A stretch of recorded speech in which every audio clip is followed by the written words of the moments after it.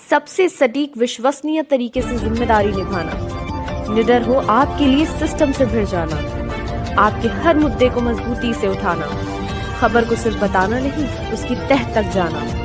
आप देख रहे हैं सहारा टुडे।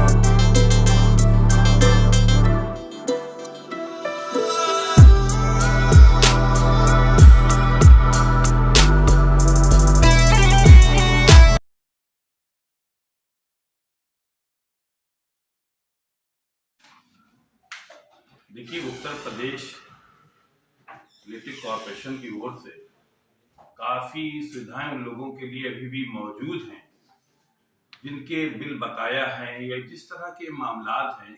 ये पूरे उत्तर प्रदेश के अंदर चल रहा है। हमारे कानपुर के अंदर केस्को में भी बहुत अच्छी तरह तैयारी चल रही है। इसकी एक योजना जो ऊपर शासन स्तर पे आई है उस पर यहाँ अमल हो रहा है और बहुत तेजी से अमल हो रहा है। लोग उसका फायदा उठा रहे हैं, लेकिन अभी कुछ लोग ऐसे हैं जो जानकार नहीं है या जानकारी नहीं है उसके लिए, या कुछ जो है समाधान योजना में कुछ लोग हेर फेर भी कर रहे हैं। इस तरह का भी मामला है। इसको सबको लेके हम बात करेंगे और बिल्कुल स्पष्ट तरीके से बात करेंगे क्या है मामला।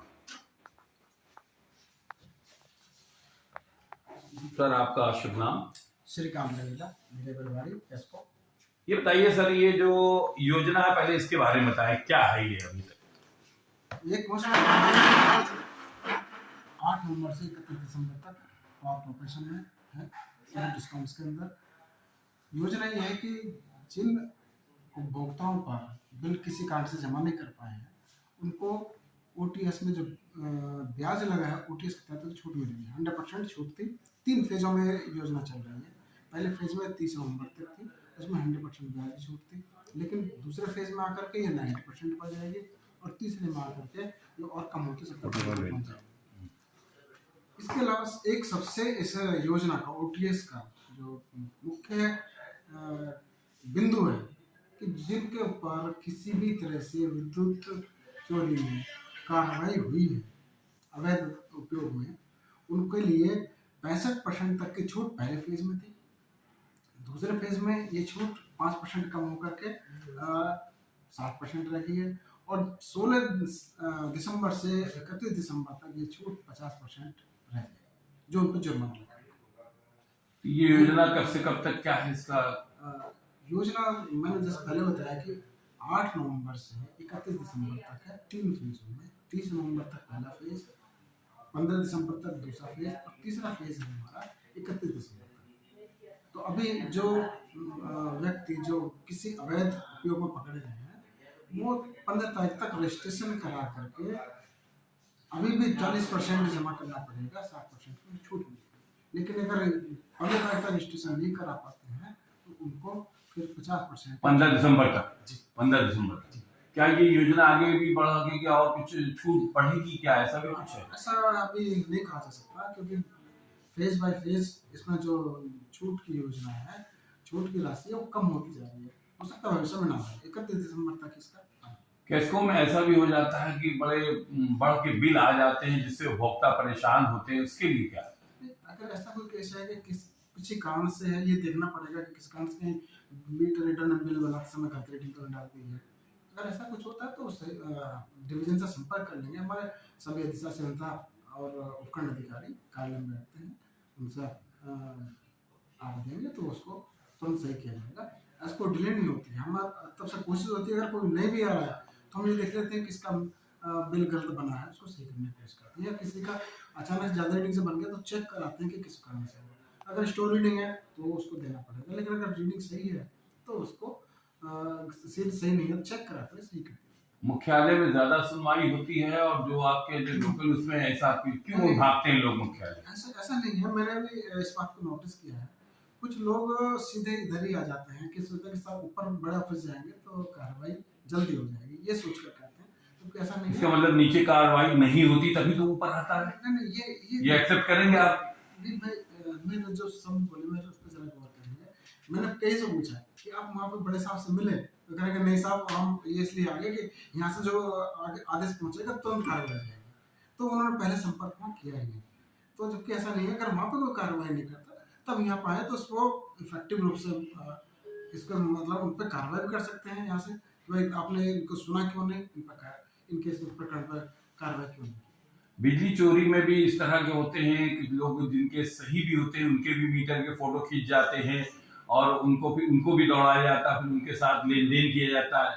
ऐसा कुछ ऐसा तो देखिए मैं इस बारे में नहीं कह सकता, क्योंकि हमें जो किसी भी प्रकरण में अगर एफआईआर दर्ज की जाती है, चोरी पाई जाती है, उसका एविडेंस जुटाना पड़ता है, उसकी वीडियोग्राफी करके माननीय न्यायालय में प्रस्तुत करनी पड़ती है। तो ये कह देना कि बिना उसके चोरी के हम मुकदमा कर देते हैं, ये सत्य नहीं है। विभाग के कुछ लोग जो है वो चूना लगा रहे हैं इस तरह से, मतलब वो विभाग को बदनाम करने के लिए नीचे स्तर पे कुछ कर देते हैं, कटिया भी डलवा देते हैं, उसके बाद फिर वही सब जो है आगे आ जाते हैं। इस पर हमारे प्रबंध निदेशक महोदय द्वारा बहुत तत्परता से काम किया गया। कहीं पे सूचना मिल रही है और उनको इसमें कोई सच्चाई मिली है, उसको सीधा हटा दिया गया है। कई लोगों को हटाया गया है और कहीं भी केस को वो ज्वाइन नहीं कर पाएंगे, काम नहीं कर पाएंगे, इस तरह के आदेश भी उन्होंने किए हैं। इसलिए इस चीज़ को लाइनमैन स्तर तक बढ़ाया गया है, इसलिए जिससे कि कोई इस तरह के लालच में आकर गलत काम ना करे, उनको लगातार इंटीमेट किया जा रहा है। और एक इंसेंटिव योजना भी चलाई गई है, अगर वो अपने क्षेत्र में लाइन लॉस मतलब चोरी जो लोग मदद करेंगे तो उनको 3% जैसे कि तक कम करने पर 7% इस तरह से कम होगा तो उन्हें इंसेंटिव मिलेगा, अगले साल की सैलरी में 10% बढ़ के मिलेगा। लाइनमैन जैसे जिससे होता है जेई वगैरह, उन्होंने लाइनमैन ले लिए, प्राइवेट लोग ले लिए। अब वो प्राइवेट लोग जो है चूना लगा रहे हैं विभाग को, वो पता नहीं चल रहा है। अब वो अपनी गाड़ियों में कैस्को लिखे भी है, इस तरह का भी मामला है, वो डरा भी धमका लेते हैं, अपना सब वो कर लेते हैं। मैं एक चीज़ कहना चाहूँगा, पिछले कुछ दिनों से कुछ मैसेज भी अलग अलग व्हाट्सएप ग्रुप पर आ रहा था, तो कुछ फ्रॉड भी या टाइप के लोग भी हैं, कुछ गलत टाइप के लोग भी कैस्को की आड़ में इस तरह का कर रहे हैं। लेकिन जैसे ही पता चल रहा है उन पर कार्रवाई हो रही है। लेकिन अभी तक हम भी अपनी ओर से कोशिश करते हैं सोशल मीडिया प्लेटफॉर्म से कि ये जो मैसेज मिल रहे हैं ये मैसेज गलत है। अगर विद्युत विभाग से कनेक्शन कटेगा तो दिन में ही कटेगा, 4 बजे के बाद हम कनेक्शन नहीं काटते हैं। उसमें 9 बजे, 8 बजे, रात को 10 बजे इस तरह का मैसेज लिखा आता है, वो फेक है, वो उनके फ्रॉड है, उनके चक्कर में ना आए। अगर लगवाते हैं तो वो अपना नुकसान कर बैठे। सर ये जो नई स्कीम मीटर की है उसमें बिलिंग को लेकर अगर कोई कंप्लेंट किसी तरह की जाती है, चूंकि वो ELNT और उनके पास है, अगर कंप्लेंट कहीं की जाती तो कहते हैं भैया हमसे कोई मतलब नहीं, जो खंड होता है वो कहता है हमसे मतलब नहीं, किससे मतलब होता है? नहीं, ऐसा है कि सभी का हमारे से ही वास्ता है। अगर कहीं बिलिंग में गड़बड़ है उसको चेक करने का अलग तरीके हैं। अगर मीटर तेज चल रहा है चेक मीटर लगा करेंगे। अगर आपको बिलिंग में गड़बड़ है उसकी रीडिंग चेक करके उसको किया जाएगा। हाँ, ये जरूर है कि वो सीधा कुछ प्रीपेड में हमारे इन्वॉल्व नहीं होते या ESL की टीम के द्वारा किया जाता है, लेकिन उसमें योगदान हमारा भी रहता है सही करने में। अच्छा, आपके द्वारा जो मीटर लगाए गए उसमें मैसेज की बहुत दिक्कत होती है, कुछ लोगों उपभोक्ताओं में मैसेज नहीं आता 3G 4G क्या है, इस तरह का सिस्टम है। ये यहाँ पे इशू है कि उसके कारण से हमारे बहुत सारे मीटर कम्युनिकेशन में नहीं है। कम्युनिकेशन मतलब कि उनसे हमारा संपर्क नहीं हो पाता, इसलिए मैसेज भी डिलीवर नहीं हो पाता। और जब हमको सिम वगैरह बदलते हैं तो कई बार महीने भर वापस चलता है, या सिम चेंज करते हैं हमने, या व्यवस्था वहाँ पे सिग्नल के जो वीक था उसको बूस्ट कराया गया फंड के द्वारा, तो उसके बाद वो बिल बनना शुरू हो जाते हैं, मैसेज भी जाते हैं।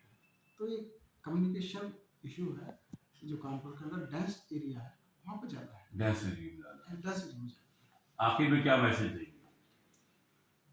मैं सभी जो OTS में उपभोक्ता आच्छादित हैं, आ रहे हैं, उनको यही कहना चाहूँगा कि इस योजना का पूर्ण लाभ उठाएं। 15 तारीख तक मैक्सिमम यानी अधिकतम कोशिश करें कि हम रजिस्ट्रेशन करा लें, उसके 30 दिन के बाद अंदर जमा करना होता है। और जो अवैध उपयोग में पकड़े गए हैं उनके लिए स्वर्णिम अवसर है, भविष्य में फिर इस टाइप की योजना को मिले इसकी संभावना बहुत ही क्षीण है, बहुत ही कम।